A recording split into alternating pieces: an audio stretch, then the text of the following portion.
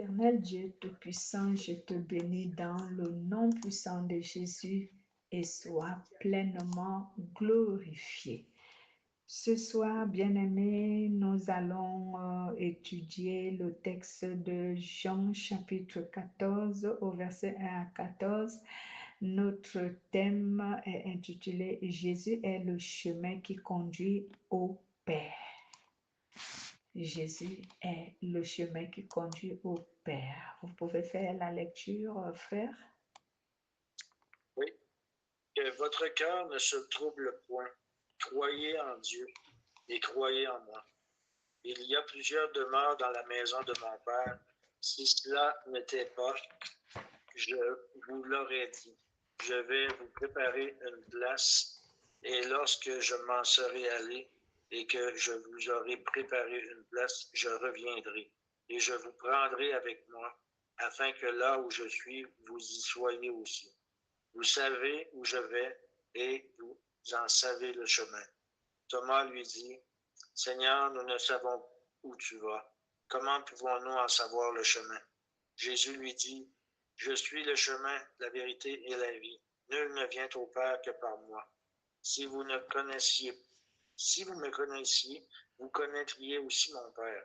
Et dès maintenant, vous le connaissez et vous l'avez vu.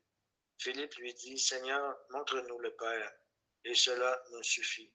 Jésus lui dit, il y a si longtemps que je suis avec vous, et tu ne m'as pas connu. Philippe, tu ne m'as pas connu, Philippe. Celui qui m'a vu a vu le Père. Comment dis-tu, montre-nous le Père? Ne crois-tu pas que je suis dans le Père et que le Père est en moi? Les paroles que je vous dis, je ne les dis pas de moi-même, et le Père qui demeure en moi, c'est lui qui fait les œuvres. Croyez-moi, je suis dans le Père et le Père est en moi. Croyez du moins à cause de ses œuvres. En vérité, je vous le dis, celui qui croit en moi fera aussi les œuvres que je fais, et il en fera de plus grandes. Parce que je m'en vais au Père, et tout ce que vous demanderez en mon nom, je le ferai, afin que le Père soit glorifié dans le Fils. Si vous demandez quelque chose en mon nom, je le ferai. Amen. Amen. Si vous demandez quelque chose en mon nom, je le ferai. Ah, merci Jésus. Jésus est le chemin qui conduit au Père. Cela veut dire que Jésus est celui qui nous guide et qui nous fait entrer dans le royaume de Dieu et dans l'éternité. Donc, Jésus est donc cet être-là qui nous guide sur la voie qui mène à l'éternité. C'est pour cela que ce verset de Jean chapitre 14, verset 6 nous dit « Je suis le chemin, la vérité et la vie. Celui qui vient à moi verra le Père. » Donc, la version de Parole de vie nous dit « Jésus lui répond, le chemin, la vérité, la vie, c'est moi. Personne ne va au Père sans passer par moi. » Donc, Jésus est donc celui qui conduit les gens au royaume, dans le royaume de Dieu. En d'autres termes, Jésus-Christ est celui qui met les hommes en relation avec Dieu. C'est pour cela qu'il est le médiateur, parce que c'est lui qui met les humains en relation avec Dieu. Cela veut dire avec lui-même, parce que pour moi, Jésus est Dieu. C'est pour cela qu'il est médiateur, parce que sans lui, personne ne peut s'approcher du Père, personne ne peut s'approcher de Dieu. Il faut donc connaître cet être qui s'est incarné dans la chair humaine et qui s'est fait appeler Jésus, portant le nom qui est humain. Il faut croire en lui pour atteindre Dieu, pour entrer en relation avec Dieu. Tu ne crois pas en Jésus, tu n'entres pas en relation avec Dieu. Peu importe la manière dont tu peux invoquer Dieu, si tu ne passes pas par Jésus, tu n'entreras pas en relation avec Dieu. Et certaines personnes n'ont pas souvent compris cette énigme. Pourquoi? Parce que cette même personne qui s'est fait appeler Jésus, c'est elle qui est Dieu en esprit. C'est cette personne qui est Dieu et Père en esprit. Et certaines personnes n'ont pas souvent compris. Ils pensent que Dieu le Père, il est à part et Jésus est à part. Donc pour eux, ce sont deux êtres différents. C'est pour cela que certains cherchent à le contourner pour aller vers Dieu. D'autres religions cherchent à contourner Jésus pour aller vers Dieu. Mais ils ignorent que c'est cette même personne qui s'est fait appeler Dieu, qui s'est fait appeler Jésus parce qu'il porte la chair humaine. En esprit, c'est lui qui est Dieu et Père de tout le monde. C'est un mystère qu'on nous a donné à nous les chrétiens et je rends gloire à Dieu que nous, on sait que c'est comme ça. Parce que d'autres te diront, mais comment un être humain peut être Dieu? En esprit, il est Dieu.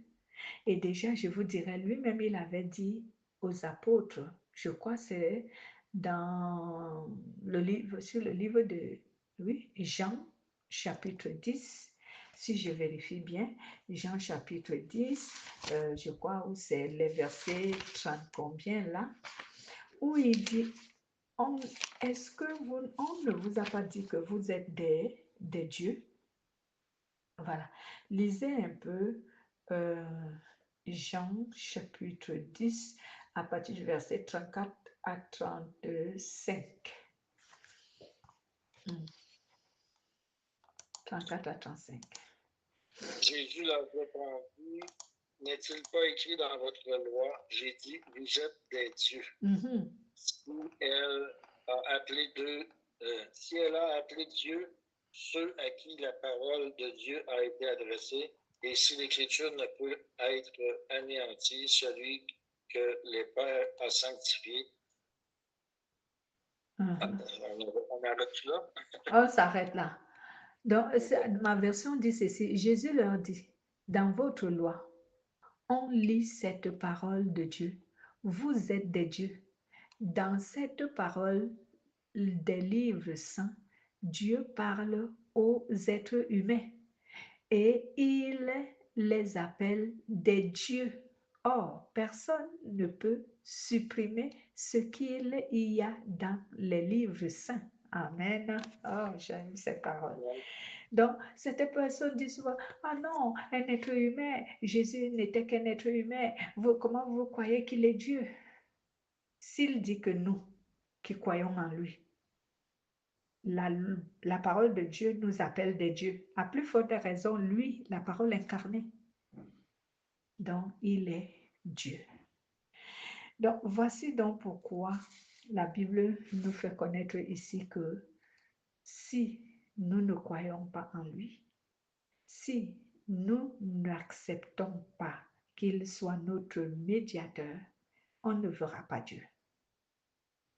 Parce que croire en Jésus, c'est accepter qu'il soit ton médiateur entre Dieu et toi. Donc, entre lui-même et toi. Nous lisons un peu 1 Timothée chapitre 2, versets 3 à 6. 1 Timothée chapitre 2, versets 3 à 6. 1 Timothée chapitre 2, versets 3 à 6. Oui. Allez-y, 1 Timothée. Cela est bon et agréable devant Dieu notre Sauveur, qui veut que tous les hommes soient sauvés et parviennent à la connaissance de la vérité. Car il y a un seul Dieu et aussi un seul médiateur entre Dieu et les hommes, Jésus-Christ, homme, qui s'est donné lui-même en rançon pour tous. Amen. Amen. Voilà ce que la parole de Dieu nous dit sur Jésus. Voilà ce qui est beau et ce qui plaît à Dieu, notre Sauveur. Il veut que tous soient sauvés et arrivent à la connaissance de la vérité. En effet, il y a un seul Dieu il y a aussi un seul intermédiaire entre Dieu et les êtres humains. C'est un être humain, le Christ Jésus. Voilà. C'est Jésus donc qui est quoi? Notre intermédiaire. C'est pour cela qu'il est le chemin qui mène à Dieu, le Père, donc le chemin qui conduit à lui-même. C'est pour cela qu'il est la vérité, parce qu'il n'existe aucune vérité parmi les humains, si ce n'est la parole de Dieu. C'est pour cela qu'il est la vie, parce que c'est lui qui a créé. C'est lui qui nous prête le souffle de vie et c'est lui qui donne également l'éternité. Voici donc pourquoi le Saint-Esprit nous a donné cette définition que Jésus-Christ est celui qui conduit les gens au Père. Cela veut dire qu'il guide les êtres humains vers le royaume de Dieu. C'est quand tu crois en Jésus-Christ que tu connais maintenant le chemin qui mène au royaume de Dieu. Si tu ne crois pas en Jésus, tu n'as pas encore connu le chemin qui mène au royaume de Dieu. Quand tu crois en Jésus, c'est à ce moment maintenant que tu deviens un candidat pour la vie éternelle. Si tu ne crois pas en Jésus, tu ne connaîtras pas non plus la vie éternelle. Voilà. Donc, c'est pour cela que Jésus rassure ceux qui croient en lui. C'est pour cela que Jésus rassurait ses disciples en leur disant de ne pas s'inquiéter de ce qui arriverait. Parce que oui, Jésus devait les quitter et Jésus devait aller dans le séjour des morts, ressortir et après 40 jours retourner au ciel. Alors, il voyait la peur dans les cœurs de ses fidèles, des disciples.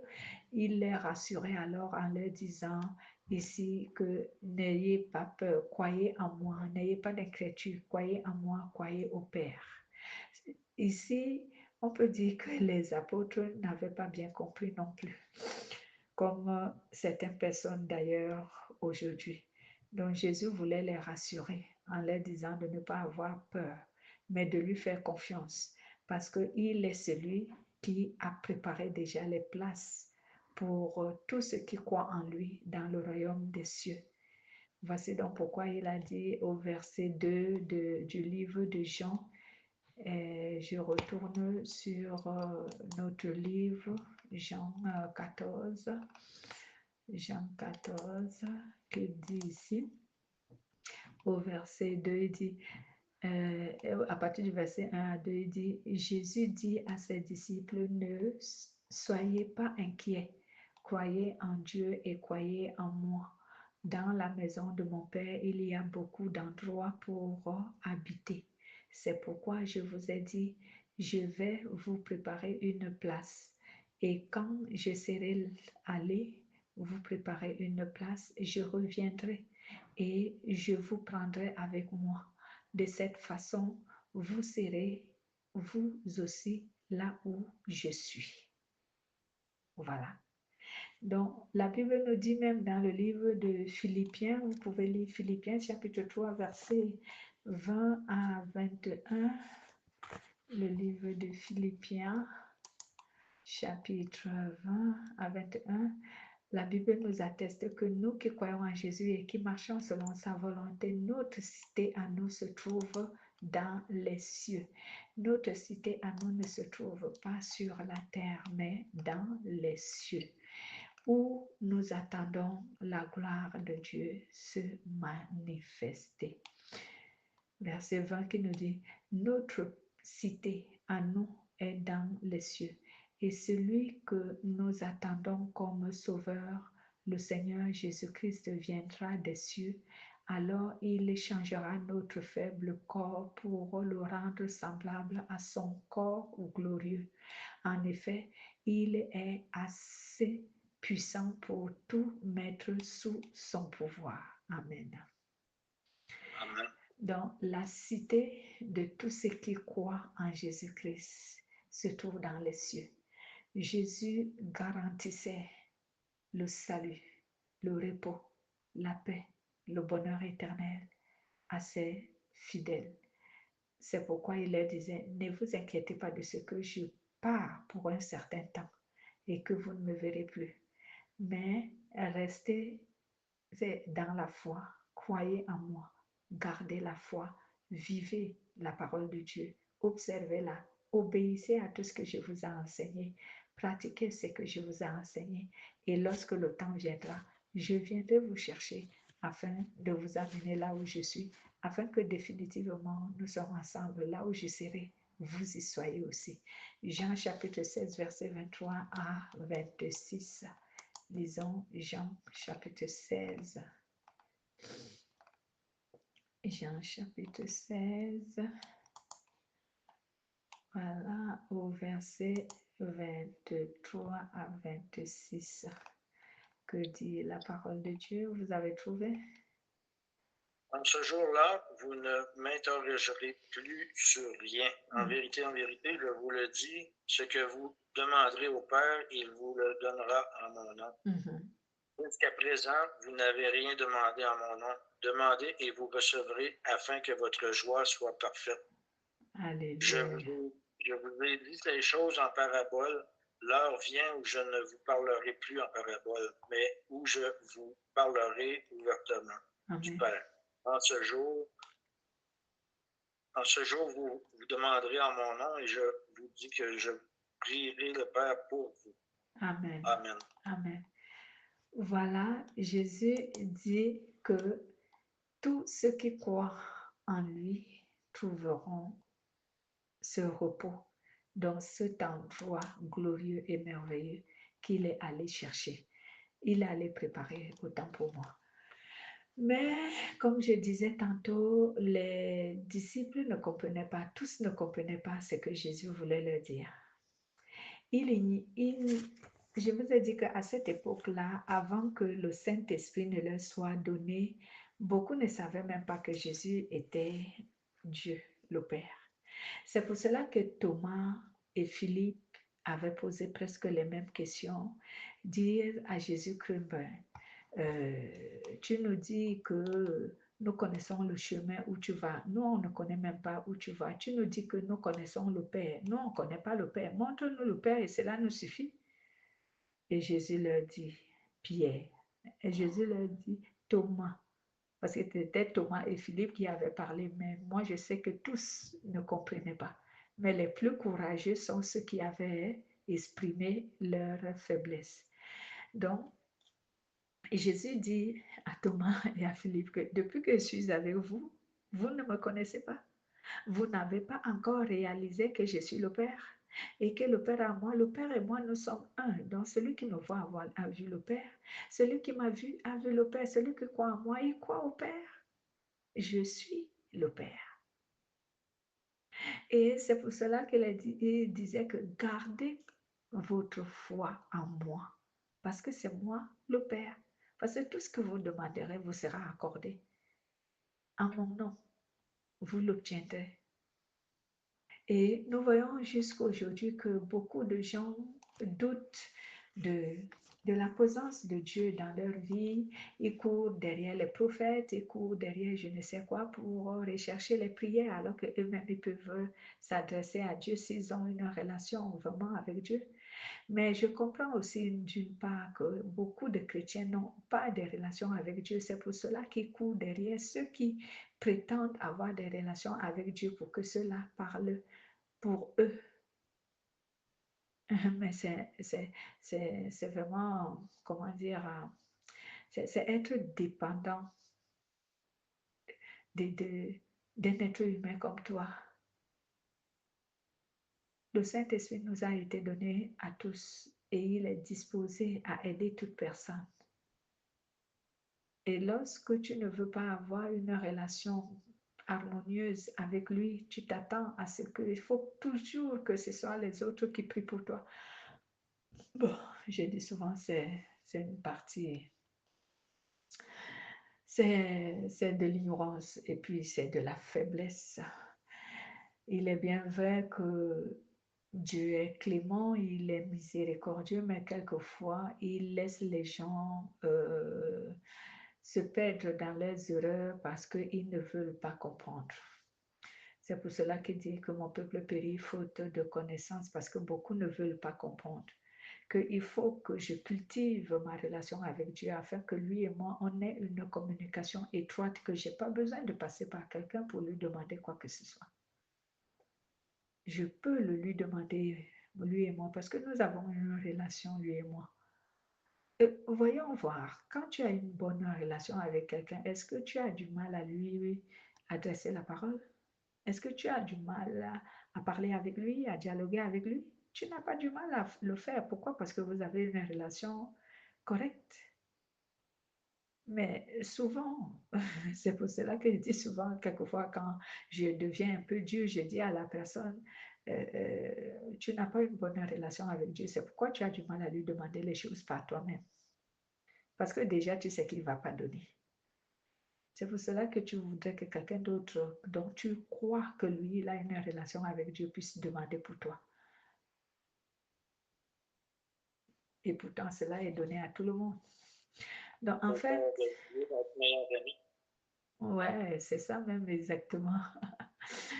Donc, en fin de compte, qu'est-ce que ce message veut nous enseigner? Ce message nous enseigne que tous ceux qui connaîtront, reconnaîtront autant pour moi, sur cette terre que Jésus-Christ est leur Seigneur, Sauveur et Dieu, et qui observeront sa volonté seront sauvés. Donc, il y a des choses qu'il faut pour que Jésus puisse te sauver. Il faut que tu reconnaisses qu'il est ton Seigneur, il est ton Sauveur et il est ton Dieu. Et ensuite, il faut que tu observes ce qu'il t'a enseigné, ce qu'il t'a donné comme directive pour obtenir le royaume. Ce que nous appelons souvent observer la parole de Dieu, obéir à Dieu, se sanctifier, c'est ce que j'appelle ici les commandements qu'il t'a donnés. Si tu les observes, alors tu seras sauvé. Mais si tu renies Dieu en restant pécheur ou en rejetant sa parole, parce que deux catégories de personnes, généralement, deux catégories de personnes vont perdre leur salut. Pourquoi? Ou ne vont pas gagner le salut. Il y a ceux qui renieront Jésus, c'est-à-dire qui ne voudront pas recevoir le salut de Dieu, croire en Jésus. Il y a également ceux qui rejetteront la parole de Jésus. Ils croient en Jésus, mais ils refusent d'obéir à sa parole. Ce sont ces deux catégories de personnes qui iront à la perdition, en enfer, dans le feu de la géhenne, parce que soit ils ont renié Jésus en restant des pécheurs, soit ils ont rejeté la parole de Dieu en refusant d'obéir et de se sanctifier. Donc, ce qu'on doit retenir de ce message, c'est que si tu veux être sauvé, crois en Jésus-Christ, observe sa volonté. Crois comment et à qui? Crois que Jésus-Christ, parce que souvent on nous dit tout simplement il faut croire, mais il faut croire sur la base de quoi? Il faut croire que Jésus-Christ est ton Seigneur, il est ton Sauveur et il est ton Dieu. Il faut croire à ces trois choses. Il faut croire qu'il est ton Seigneur, il est ton Sauveur, il est ton Dieu. Il faut croire à ces trois choses.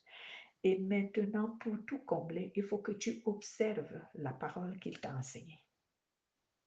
Et alors, tu seras sauvé. Tu vas sauver ton âme. Mais si tu ne crois pas qu'il est ton Seigneur, ton Sauveur et ton Dieu, et ou encore, toi, tu as cru, mais tu as mis de côté le fait d'observer sa volonté, tu vas rater le royaume de Dieu. Donc, tu as connu le chemin, mais tu n'as pas marché sur ce chemin jusqu'à la fin. C'est pourquoi lui-même dit, tous ceux qui me renieront, moi aussi je les renierai devant mon Père et devant ses saints anges. Tous ceux qui m'appellent Seigneur, Seigneur, n'entreront pas forcément dans le royaume des cieux. Et il dit, c'est l'âme qui pêche qui mourra. Donc, Jean chapitre 3, verset 36, Matthieu chapitre 7, verset 22 à 23, Ézéchiel 18, 4. Je vais réitérer les versets. Jean chapitre 3, verset 36, Matthieu chapitre 7, verset 22 à 23, Ézéchiel chapitre 18, verset 4. Jean nous dit ceci. Je cite, Jean chapitre 3, verset 36 nous dit que celui qui croira sera sauvé, mais celui qui refusera de croire ne sera pas sauvé et la colère de Dieu se manifestera contre lui. Matthieu chapitre 7 au verset 22, c'est ça, non? Au verset 22 jusqu'au verset 23 nous dit ceci. Tu as la page? Oui. Faites-en C'est la 21, lecture. 21, 23. Ouais, 22, 23. 22, 23. Allez-y. Ben, à 21, ils disent ceux qui me disent Seigneur, Seigneur n'entreront pas tous dans le royaume des cieux, mais celui-là seul qui fait la volonté de mon Père. Voilà, allez-y, continuez. Mon Père qui est dans les cieux, plusieurs me diront ce jour-là, Seigneur, Seigneur, n'avons-nous pas prophétisé par ton nom? N'avons-nous pas chassé les démons par ton nom? Et n'avons-nous pas fait beaucoup de miracles par ton nom? Alors je leur dirai ouvertement, je ne vous ai jamais connu. Retirez-vous de moi, vous qui commettez l'iniquité. Amen. Ézéchiel chapitre 18, verset 4 nous dit ceci. La partie B, c'est l'âme qui pêche qui mourra. Dieu nous dit donc, c'est la personne qui demeure dans le péché, qui renie le Seigneur, qui refuse de croire qu'il est son Seigneur et Sauveur. Celui qui demeure pécheur, c'est lui qui mourra. Ézéchiel 18, verset 4. Ma version dit ceci, en effet, la vie de chacun est à moi, celle des parents comme celle des enfants. Celui qui a péché, c'est lui qui mourra. Voilà. Voici donc le message que nous devions comprendre de ce livre de Jean chapitre 14 à partir du verset 1 à 14. C'est pourquoi Jésus encourageait ses disciples et il leur disait, si vous croyez en moi, vous serez capable d'accomplir les choses que moi j'ai accomplies et vous accomplirez même des choses vraiment les meilleurs, vous accomplirez les choses les meilleures, plus que moi j'en ai fait. Pourquoi Jésus le dit? Est-ce parce que ses disciples sont plus puissants que lui ou non? C'est parce que lui, il avait un petit temps à passer dans le monde, alors que nous, on nous accorde plus de temps à passer ici. Jésus, lui, il a passé 33 ans et 6 mois sur la terre et la plupart des chrétiens passent plus de 33 ans et 6 mois sur la terre. C'est pour cela que Jésus a dit donc que si nous avons son esprit en nous, nous sommes capables de réaliser plus de choses qu'il a réalisées. Voilà. Parce que... un peu parce qu'il nous accompagne dans l'action. Oui, parce que son Esprit Saint nous accompagne dans l'action, il nous accompagne. Son Esprit Saint nous accompagne dans l'action et nous avons le temps, voilà, d'accomplir cela. Parce que lui aussi, il a accompli les choses par l'action du Saint-Esprit. Voilà. Et nous aussi, on accomplit les choses par l'action du Saint-Esprit si nous avons une bonne communion avec lui. Mais nous, on peut accomplir de plus merveilleuses choses que lui. Pourquoi? Parce que nous, on a beaucoup plus de temps à passer ici que lui. Il n'a pas eu assez de temps à passer ici. Bien que pour si peu de temps, il a accompli de très grandes choses. Voilà. Est-ce qu'il y a une question à ce que nous avons étudié aujourd'hui? Non, ça va être de réviser un peu tout ça, là. Voilà, la révision vaut mieux encore et oui, ça peut donner encore plus de questions plus tard. Donc, on rend toute la gloire à Jésus pour notre réunion de ce soir, qui soit glorifié. Lui seul, le seul vrai Dieu, au nom de Jésus-Christ.